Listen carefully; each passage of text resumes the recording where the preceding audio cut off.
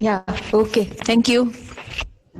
Now next question Sony का है, how we know that we are progressing spiritually and shift is happening inside me. Also please guide on habitual habits and nature, how to overcome.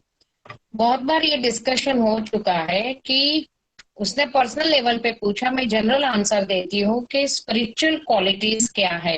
Spiritual qualities है दया, ममता, करुणा, सेवा, generosity, जैसे मैंने कहा वो couple का example दिया, क्षमा भाव। अगर ये गुण हमारे अंदर डेवलप हो रहे, कोई हमसे अच्छा व्यवहार करे ना करे, अगर हम उनको माफ कर रहे हैं, किसी के प्रति हमारी फिर अंदर की जेलसी कम हो रही है, कोई हमारा अपमान करे तो हम फील नहीं करते, ये सब सिचुएशन, ये सब गुण हमारे अंदर अगर डेवलप हो रहे हैं, अगर हम, because it is a line of self introspection, तो व्यक्ति जज कर सकता है कि मैं स्पिरिचुअल पाथ में प्रोग्रेस कर रहा हूँ। Because basically spirituality is a virtuous development.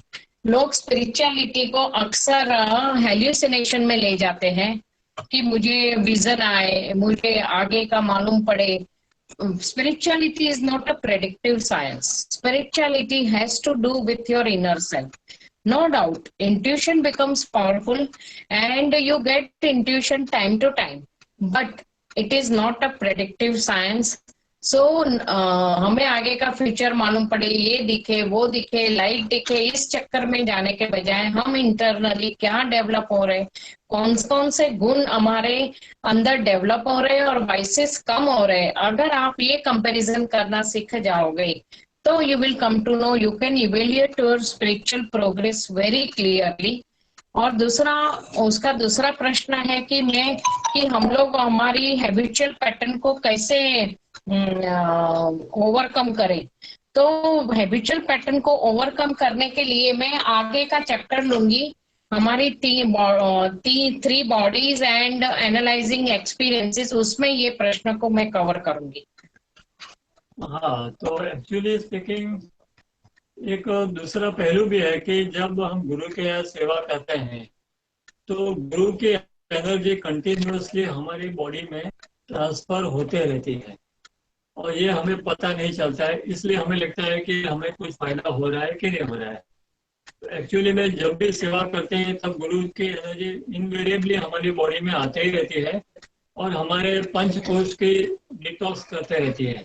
पंच कोश तो जैसा आप सबको मालूम ही होगा कि अन्नमय कोश, मनोमय कोश, प्राणमय कोश, विज्ञानमय कोश, आनंदमय कोश, तो ये सब डिटॉक्स होते ही रहते हैं।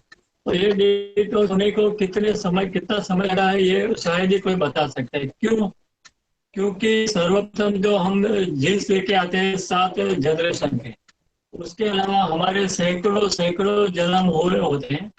तो जैसे कि कंप्यूटर की एक छोटी सी चिप, इतनी छोटी सी चिप में ट्रिलियंस ऑफ इंफॉर्मेशन होती है, तो हमारे ये पंचकोश में सिर से लेके पैर तक कितनी इंफॉर्मेशन, कितने इमोशनल ब्लॉकेजेस, कितने फीलिंग सेंटर्स, कितनी फीलिंग भरी पड़ी होगी, पॉजिटिव नेगेटिव दोनों।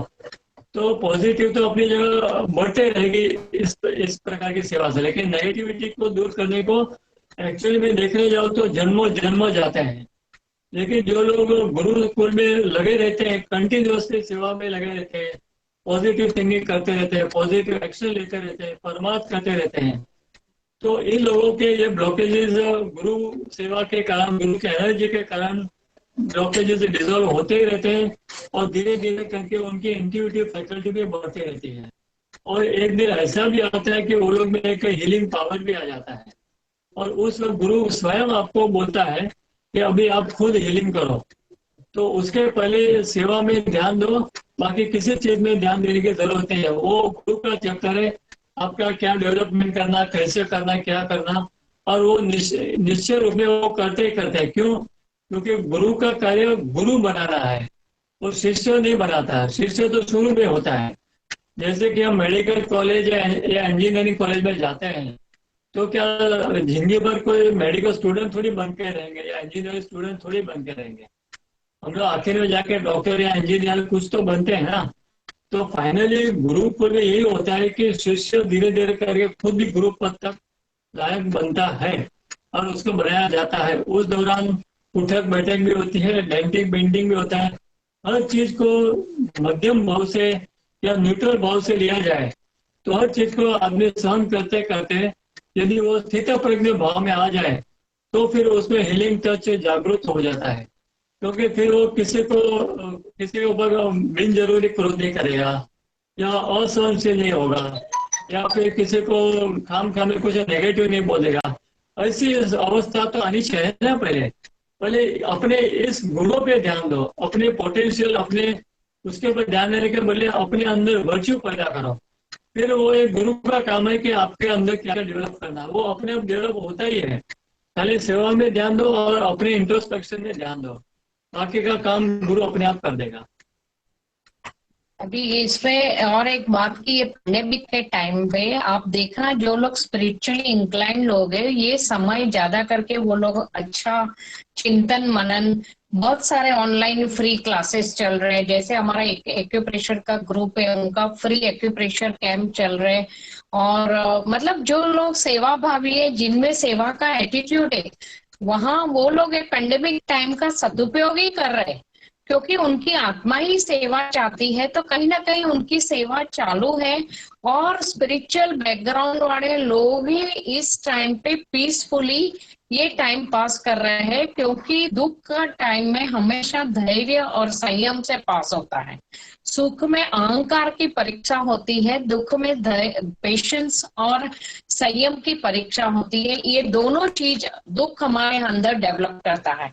तो कुदरत शायद ये गुण हम सबके अंदर लाना चाहती है, जो ऑलरेडी अंदर है। और ये कलयुग में लाइफ इतनी फास्ट हो गई थी, लोग इतने भाग रहे थे कि किसी के पास किसी दूसरे के लिए तो टाइम कम था, स्वयं के लिए भी टाइम नहीं था।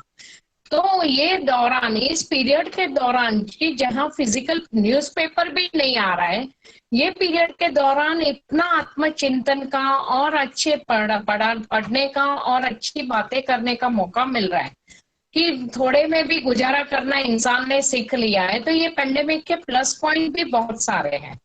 बाकी देखो तो उसके नेगेटिव पॉइंट जो भी है, मतलब जो फियर मैक्सिमम इसमें इस दौरान कुदरत ने फियर फैक्टर पे काम किया है। मैं हमेशा बोलती हूँ जीवात्मा के साथ आहार, भय, निद्रा, मैथुन हमेशा ये प्रवृत्तियां उसके साथ अटैच रहती है।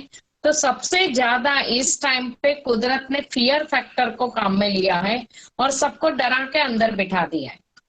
कि उसमें से जो लोग फियर को ओवरकम कर जाएंगे वही लोग आगे फियर को ओवरकम जाएंगे, वही लोग अपनी एनर्जी को क्रिएटिविटी में डाल देंगे और लगा देंगे कि आखिर में मरना तो उसकी मर्जी से है। और जिस दिन हमारा जाने का टाइम आएगा वो टाइम कोई हमें बचा नहीं सकता। और अगर समय नहीं आया तो कोई हमें ले नहीं सकता। अगर भोग लिखा है तो भोगना पड़ेगा, भोग नहीं लिखा है तो कोई हमारा कुछ बिगाड़ नहीं सकता। ये आध्यात्म का बेसिक प्रिंसिपल है। अगर ये बेसिक प्रिंसिपल को इंसान डाइजेस्ट कर ले, समझ तो बहुत सारी है किंतु डाइजेस्ट करना है, अगर डाइजेस्ट कर लेना तो ये फियर फैक्टर भी निकल जाएगा और व्यक्ति फिर मस्त रहेगी कि आज का दिन निकल गया, मैंने अच्छा क्या किया, I am happy with that. Tomorrow I don't know whether I am going to get up और not. Okay, spiritual advancement. So